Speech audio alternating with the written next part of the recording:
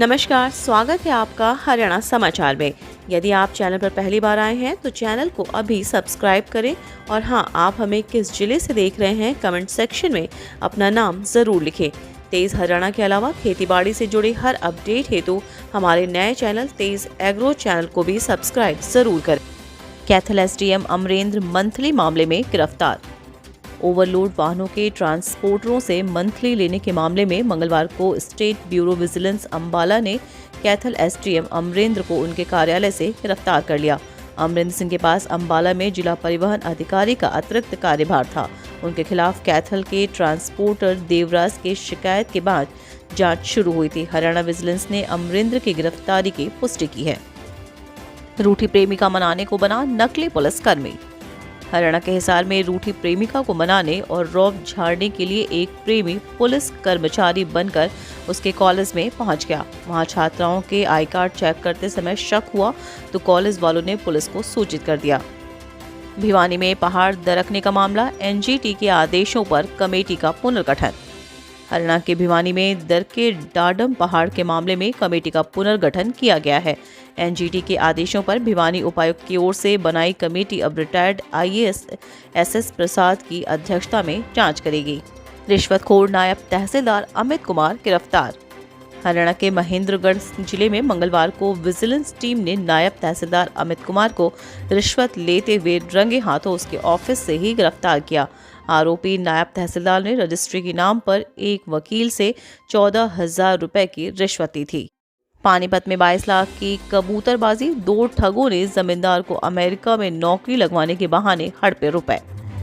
हरियाणा के पानीपत जिले में जमींदार को 2 कबूतरबाजों ने अपना शिकार बना लिया। ठगों ने जमींदार को अमेरिका में नौकरी लगवाने के सपने दिखाए। इसका 52 लाख में सौदा तय हुआ। सौदे के अनुसार पहले 22 लाख की रकम ठगों ने ली। इसके बाद उसे अमेरिका भेजने के नाम पर कभी दुबई कभी मास्को भेज दिया। खट्टर सरकार का बड़ा फैसला, हरियाणा में अब नहीं बनेंगे आय प्रमाण पत्र। आय प्रमाण पत्र बनवाने में गड़बड़ी और कई प्रकार की शिकायतों को देखते हुए सरकार ने अब फैसला लिया है। साथ ही अब इसके स्थान पर परिवार पहचान पत्र में वेरिफिकेशन के बाद पुष्टि हुई जानकारी ही आय प्रमाण पत्र का काम करेगी। हरियाणा में 28 जनवरी तक बढ़ा मिनी लॉकडाउन, शराब ठेकों को लेकर भी निर्देश जारी। प्रदेश में बढ़ते कोरोना को देखते हुए अब महामारी अलर्ट सुरक्षित हरियाणा को 28 जनवरी तक बढ़ा दिया गया है। मंगलवार को जारी आदेशों के अनुसार अब हरियाणा सरकार ने अब जिम और स्पा को 50% क्षमता के साथ खोलने की इजाजत दे दी है। इसके अलावा सरकार ने महामारी अलर्ट सुरक्षित हरियाणा के तहत जारी आदेशों में फेरबदल करते हुए हरियाणा के शराब के ठेकों का समय बढ़ाकर रात्रि 10 बजे तक कर दिया है। हरियाणा में कोरोना 24 घंटे में 8,388 नए केस दर्ज, 5,917 लोग ठीक भी हुए। हरियाणा में कोरोना संक्रमण की रफ्तार ने स्वास्थ्य विभाग की चिंता बढ़ा दी है। मंगलवार को प्रदेश में 8,388 नए केस मिले और 7 जिलों में 8 मरीजों की मौत भी हो गई। हिसार में 1, सोनीपत में 1, करनाल में 1, पानीपत में 1, अंबाला में 1, यमुनानगर में 2 और कुरुक्षेत्र में 1 मरीज की मौत हो गई। राहत की बात है कि मंगलवार को ओमिक्रॉन का कोई केस नहीं मिला है और 5,917 लोग कोरोना को मात देकर ठीक भी हुए हैं। कोर्ट से धोखाधड़ी, 1 करोड़ की हेरोइन का सप्लायर, नाइजीरियन युवक फर्जी जमानत लेकर फरार। हिसार में कोर्ट के साथ जमानत के मामले में धोखाधड़ी का मामला उजागर हुआ है। जमानत कराने का मामला भी कोई छोटा नहीं है। करीब 9 माह पहले 2 स्थानीय लोगों के साथ गांव पाबड़ा में काबू किया गया। इसके बाद सप्लायर के तौर पर नाम सामने आने पर दिल्ली में रह रहा नाइजीरियन फ्रैंक जोसेफ को पुलिस के विशेष दस्ते ने धर दबोचा था। हरियाणा में यूरिया खाद की किल्लत के बीच कलायत में मिला 2 वर्ष पुराना स्टॉक। प्रदेश में यूरिया खाद की किल्लत के बीच मंगलवार को कलायत के सजूमा रोड पर कृषि विभाग द्वारा की गई छापे कार्रवाई में सहकारिता विभाग के भंडारण कक्ष से 2 साल पुराना यूरिया व डीएपी खाद का भंडार मिला है। 1.5 लाख में 15 दिन की दुल्हन, शादी करवाने के नाम पर ठगी का रैकेट चलाने वाला बिचौलिया दबोचा। हिसार पुलिस ने शादी करवाने के नाम पर ठगी का रैकेट चलाने वाले गांव बालक निवासी बलजीत उर्फ राजकुमार को गिरफ्तार किया है। पुलिस ने बलजीत को कोर्ट में पेश करके 1 दिन के रिमांड पर लिया है। पलवल में 2 से रेप कर बनाए वीडियो, महिला का आरोप जेजेपी की रैली में ले जाने के बहाने शिकार बनाया। हरियाणा के पलवल में अलग अलग स्थानों पर एक महिला और किशोरी से दुष्कर्म और ब्लैकमेल करने के मामले सामने आए हैं। दोनों ही मामलों में आरोपियों पर पीड़िताओं की अश्लील वीडियो बनाकर इनको वायरल करने की धमकी देकर बार बार दुष्कर्म किया गया। पुलिस ने केस दर्ज कर छानबीन शुरू कर दी है।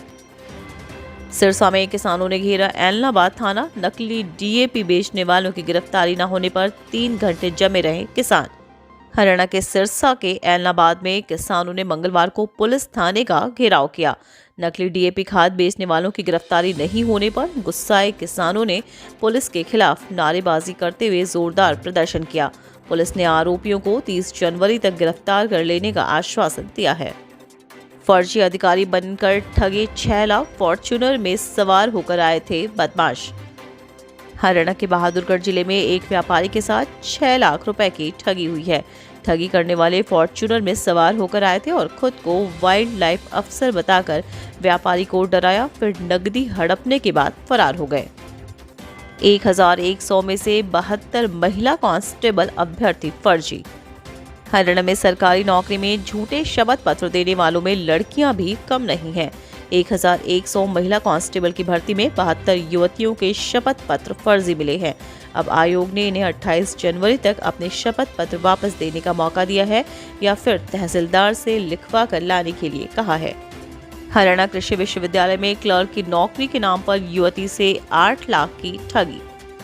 हरियाणा कृषि विश्वविद्यालय में क्लर्क की नौकरी के नाम पर सिरसा में एक युवती के साथ 8 लाख रुपए की ठगी कर ली गई।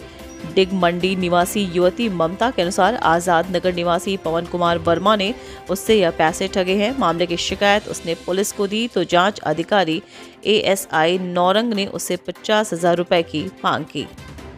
हरियाणा बोर्ड ने 10वीं और 12वीं परीक्षा के लिए आवेदन करने की डेट बढ़ाई। देना होगा विलंब शुल्क। हरियाणा विद्यालय शिक्षा बोर्ड भिवानी द्वारा मुक्त विद्यालय के सेकेंडरी तथा सीनियर सेकेंडरी पूर्ण विषय फ्रेश कैटेगरी सीटीपी रीअपियर आंशिक अंक सुधार पूर्ण विषय अंक सुधार अतिरिक्त विषय परीक्षा मार्च 2022 के लिए विलंब शुल्क 1,000 रुपये सहित ऑनलाइन आवेदन फॉर्म भरने की तिथि को बढ़ाकर 31 जनवरी कर दिया गया है। पहले 17 जनवरी निर्धारित की गई थी। हरियाणा में इन कंपनियों पर लागू नहीं होगी नौकरियों में 75% आरक्षण एक्ट। हरियाणा के उप मुख्यमंत्री दुष्यंत चौटाला ने बताया कि नए स्टार्टअप तथा नई आईटीएस कंपनियों को Haryana state employment of local candidates act 2020 नौकरियों में 75% आरक्षण में 2 वर्ष के लिए छूट दी जाएगी। इसके अलावा शॉर्ट टर्म 45 दिनों वाले कार्यों में भी इस एक्ट से छूट मिलेगी।